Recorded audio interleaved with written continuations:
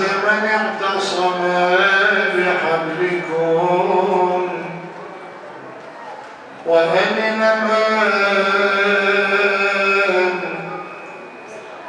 لجأ إلى حسنكم.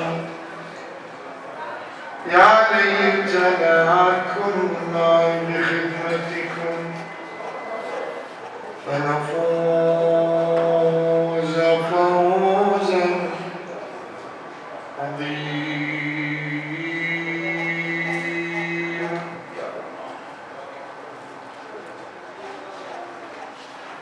بسم الله الرحمن الرحيم. ولقد نصركم الله ببدر وأنتم أذلة. أفضل المجلس بذكر محمد وآل محمد.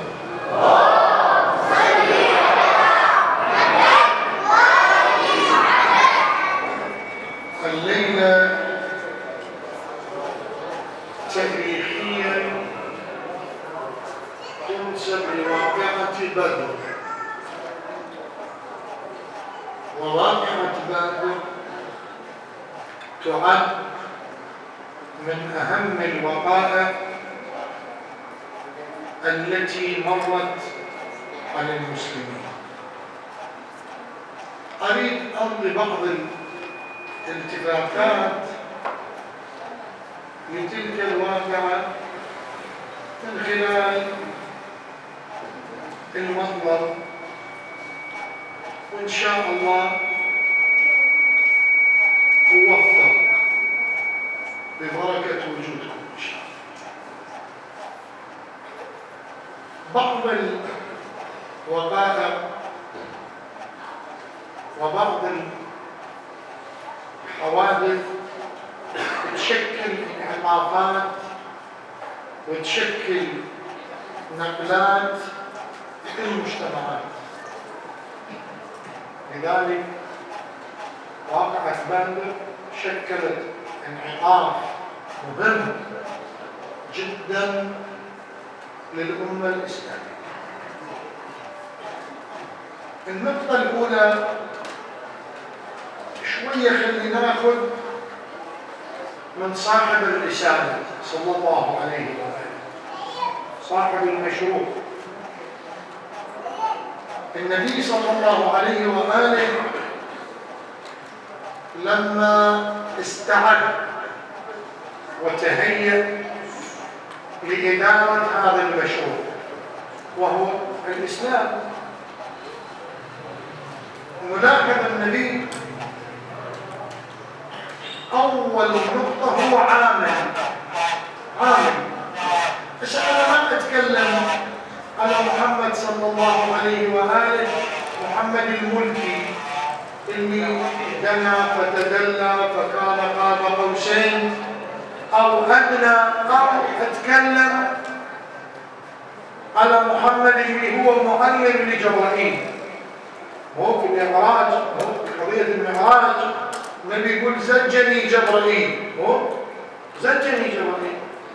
هذا محمد ملكوتي، ما نتكلم على مقام النورانية ومرتبة الملكوتية عند النبي صلى الله عليه وآله، لأن تحتاج إلى مقدمات كثيرة، تحتاج إلى مطالب عميقة، وإحنا اليوم ما نقدر نتصرف بهذا التصرف. نتكلم على محمد الملكي اللي 23 سنة هو شنو؟ يعمل. هو 23 سنة يعمل. النبي صلى الله عليه وآله انطلق للعمل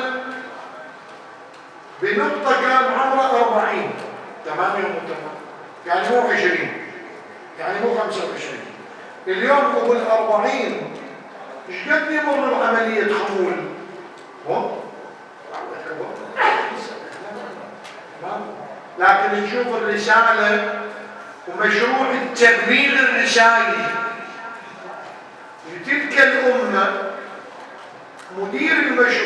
قائد المشروع ينطلق بمشروعه بعمر 40 سنة. القرآن الكريم من يمر على النبي صلى الله عليه وآله يمر يقول له مرة طه ما أنزلنا عليك القرآن لتشقى. يقولون لما نزلت النبي كان من يتعبد يقف على أطراف الأصابع، الله تبارك وتعالى قال له ما هكذا أريد من عندك، ما أريد أن تعبد. يجي القرآن يمر وما محمد إلا رسول وكذا. المهم أكو آية القرآن يقول للنبي يخاطبنا يقول لقد جاءكم رسول من أنفسكم. بس هيكون نوقف شوية، رسول من أنفسكم. زين، إذا نقرأ بالزيارة الجامعة، طبعا الزيارة الجامعة من الأسانيد الصحيحة، يعني زيارة الجامعة سندها صحيح في علم الرجال مثل السيد الخوئي وغيره قدست أسراره، هي من الزيارات الثابتة. أواخر الزيارة الإمام المعصوم شو يقول الهادي سلام الله عليه؟ يقول أنفسنا في الأنفس، يعني أرواحنا في الأرواح، أبداننا في الأبدان، أجسادنا في الأجساد. إذن يعني الإمام اللي بيقول نحن داخلين بكم أيها البشر، أيها الناس، أنتم لولا وجودنا لا وجود إليكم. تقول لي الدليل؟ أقول لك روح ارجع الحديث الكتاب، روح ارجع للنص القرآني. بسم الله الرحمن الرحيم، إني جاعل في الأرض خليفة. هذا نظام التفويض في الخلافة إلى الله تبارك وتعالى، نظام نص قرآني، نص رباني. لكن من يجي النص القرآني ويقول من أنفسكم، مشكلة. شلون نعالجه؟ يعني النبي جاي من عندنا، هذا محمد قطب رحى دائرة الإمكان، الصادر الأول هو محمد، وما أدراك ما محمد صلى الله عليه وآله. شلون من أنفسكم؟ بعض المفسرين يقولون ما معناه يقول في أنفسكم، يعني شنو؟ يعني في كل شيء الحقيقة المحمدية موجودة. من يقول لنا القرآن بسم الله الرحمن الرحيم، احنا على اعتبار الليلة لبادر حتى بكرة بعد نبني المهد لليالي أمير المؤمنين سلام الله عليه، تمام؟ فالليلة خلينا نتناول شيء من العظيم الذي لا عظيم قبله ولا بعد إلا الله سبحانه وتعالى. لذلك تشوف القرآن من يقول له بسم الله الرحمن الرحيم وما أرسلناك إلا رحمة. أهل اللغة يقولون العالمين ما نقرأها البشر، لا، نقرأ العالمين جمع الجمهور للعوالم. يعني يا رسول الله أنت رحمة لعالم النطف ولعالم الأرحام ولعالم الذر ولعالم الدنيا ولعالم الموت ولعالم البرزخ ولعالم القيامة وللآخرة. كل عالم في هذه العوالم أنت الرحمة الواسعة يا رسول الله. نفي إثبات، تمام أبي تمام؟ وين ما نقول نفي إثبات، ما نافية له نافية إلا نافية. ارفعهن، اقرأ النص القرآني مع النوافي. شي يقول بسم الله الرحمن الرحيم وما أرسلناك إلا رحمة، تشيل النافيات واقرأ النص أرسلناك رحمة، يعني ثبوتا أنت شنو؟ رحمة للعالمين. شوف هذا المشروع الرسالي اللي قدم النبي صلى الله عليه وآله، واللي بدأ يعمل به وبدأ يشتغل على ديمومته وعلى تأسيسه أهم نقطة اشتغل بها النبي في إدامة هذا المشروع وتقديم هذا المشروع بالصورة البيضاء الناصعة، أول شيء وأول ارتكاز ومقوم ارتكز عليه محمد صلى الله عليه وسلم. قال له شو تأخرت؟ قال له نزلت إلى البئر وكانت عميقة، ملأت القربة عاصفة أجلستني، هممت الخروج عاصفة أجلستني، هممت الخروج عاصفة أجلستني. قال يا علي أما العاصفة الأولى فهو جبرائيل ومعه 1000 ملك سلم وسلموا عليه، وأما العاصفة الثانية فهو ميكائيل معه 1000 ملك سلم وسلموا عليه، وأما الثالثة فهو إسرافيل سلم وسلموا عليه. لقد بعثه الله تعالى مدد لنصرتنا. زين النبي يقول لهم احنا نغلط واحنا منتصرين ولا تخافون، لكن قلوب المسلمين شنو؟ مضطربة. سأبين هذا ليش؟ قدسوني الدليل. مضطرب، خوف. ايش قال القرآن؟ وين أهل القرآن؟ قالوا إذ يغشيكم النعاس شنو؟ أمنة نيمهم. ليلة عرك، ليلة حرب سيد مالك وأنا بتنام نيمهم. يقول وعند الصباح أمطر الله الدنيا على جهة معسكر النبي رذاذ خفيف يرطب الأرض ويسكن الغبار، وعلى جهة معسكر المشركين توحلت الأرض ولصقت أقدامهم بالطين.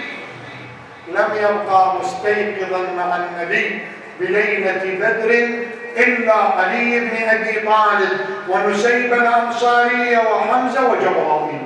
البقية كلهم شنو؟ نيمهم. أكو معسكر طبعا جاء المواقف فاز النبي قال ضعوا قتل المشركين بقليب بدر. قليب أهل اللغة يقولون البئر القليلة من الماء أو الفارغة من الماء. قال خلوهم. اجى النبي قال سندوهم قعدوهم. وقف عليهم يا شيبة يا أمية يا أبا جهل يا عتبة وجدتم ما وعدكم ربكم حقا؟ إني وجدت ما وعدني ربي حقا. شوف التوكل، هذا التوكل، هذا لب الكلام، هذا التوكل. إني وجدت ما وعدني ربي حقا. قال لا يا رسول الله هم موتى. قال لا، هم أسمع منكم وأبصر، ولو أذن لهم بالكلام تكلموا. معسكر نايم، قلوب مضطربة، المسلمين خايفين مرعوبين. بشرهم بالنصر، بشرهم بالغلبة، بشرهم بغنائم، بشرهم بأنهم سيسحقون رؤوس المشركين. أكو معسكر الفاضل الدربندي على الله مقام بالأسرار شي يقول؟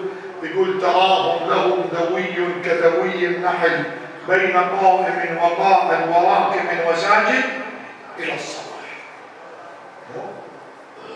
شاب لم يراهن، طفل صبي 11 سنة، يقول له بني قاسم كيف ترى الموت مع أمك الحسين؟ شو يقول؟ أحسن وأحلى من العسل والشهد المصفى. زهير يضحك، زهير بن القيم. طبعا أنا ما أقبل هاي عندي داخلي، عثماني الهوى ما قلب، عثماني الهوى مو يمي. زهير عالم عامل الناس من الذين خطت اسماءهم بعالم اللوح المحفوظ ناصر بن الحسين. يضحك، يقولون وكان يتقهقه، ضحك يتقهقه. ورير يقول له زهير وقت نحكي هذا هسه احنا ليله حرب. يقول له اي والله ما هي الا سويعات يطر علينا عمود الصور ينقض علينا هؤلاء نقتل تتلقفنا الحور اليوم. شنو من اطمئنان؟ شنو من معسكر؟ يقول عبادة عمل. شنو؟ بينما أولا مقتولين بشرهم بموت، النبي بشر قديما بنصر. هذولا راح تسلب أموالهم وتؤخذ رؤوسهم غنائم. النبي بشر معسكر بمن؟ بالغنائم. نقطة واحدة وأختم. كتبت الأقلام الغير شريفة حتى لا أنساها، إنه شلون أول سنة الصوم يقطعها ويطلع. الصوم جنة من النار لا يعلمون ما أخفي لهم. شاهدني كلهم هاي الآية والنص القرآني. شلون يطلع ويفطر بالطريق يشرب المي أول واحد هو؟ تدري جنابك على مجال أحكيها. الصوم عبادة فردية كمان يوم تمام. أما الجهاد عبادة جماعية. أنا أسأل سؤال، اليوم ثواب وفضل الجهاد فضل الجماعة ثوابا أفضل أم فضل الفرادى؟ جماعة أحسنتم. إذا النبي أراد أن يجعل للأمة قيمة، حظوة، علو، سمو، فأراد الجهاد. فضل الله المجاهدين على القاعدين درجة. زينب تقول لهم سلام الله عليهم، تقول لهم هذا منو اللي نزل من فرنسا حصل تاسوها؟ شو هذا من اجى من ورا الخيمة عين؟ قلت لهم هذا الفارس من نزل أباوع لأخوي الحسين قلبا سار فرح، أباوع للمعسكر صارت بي فرحة. هذا منو الرجل اللي اجى؟ قالوا لها مولاتي هذا حبيب ابن مظاهر الاسد وانا مؤكد هذا حبيب.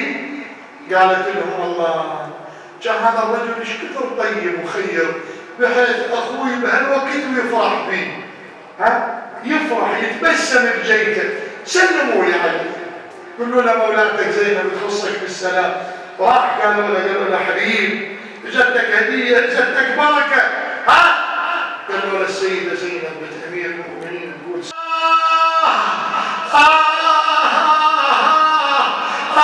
والله يا الاخو ايش حالاته وايش حالات الليل يمنا نباته.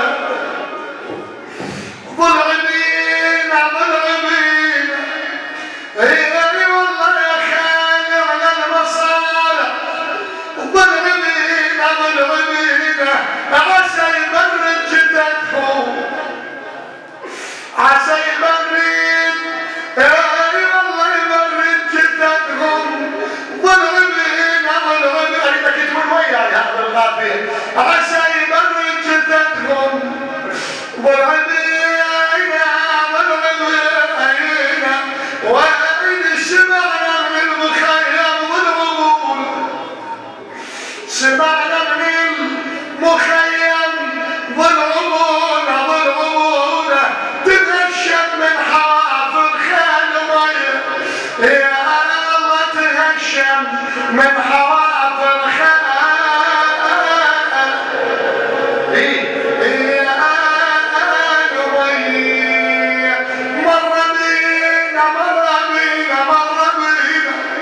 مرة اكتب ونيني مرة بينا. الله يساعدها. مرة اكتب ونيني مرة بينا خويا ذكرنا صباي خويا ذكرت صبان اخويا. مرة بينا وانا من شفت راسك وعلي من شفت راسك ابو علي. مرة بينا صحت والنوم شبعت بواجر علي. والله ضل لي هنيت واسالكم الدعاء انا حاجه.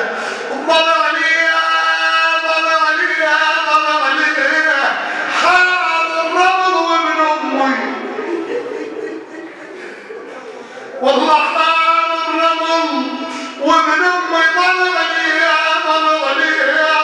لي وانا علي الشمس خلوا. ضل لي الحوافر ما تركت سالي. ضل لي انشمت صدر الضفوف الغامريه. والله يا والله انشمت صدر الضفوف الغامريه.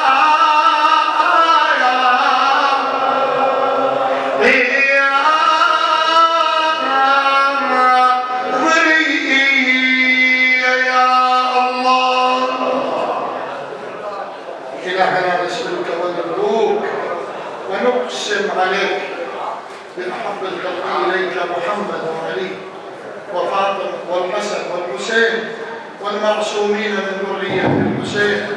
عجل ظهور إمام زماننا واجعلنا من خدامه. ثبتنا على ولاية علي بن أبي طالب. ارحم من علمنا وأدبنا وربانا. اللهم ارحم آباءنا وارحم أمهاتنا. اللهم شافي كل مريض المغرورين يا رب العالمين. اقضي حوائج المحتاجين. يسر أمور القادرين. انصر الإسلام والمسلمين. إلى شرف النبي محمد والأئمة الطاهرين والصديقة فاطمة الطيبة الطاهرة أم البنين.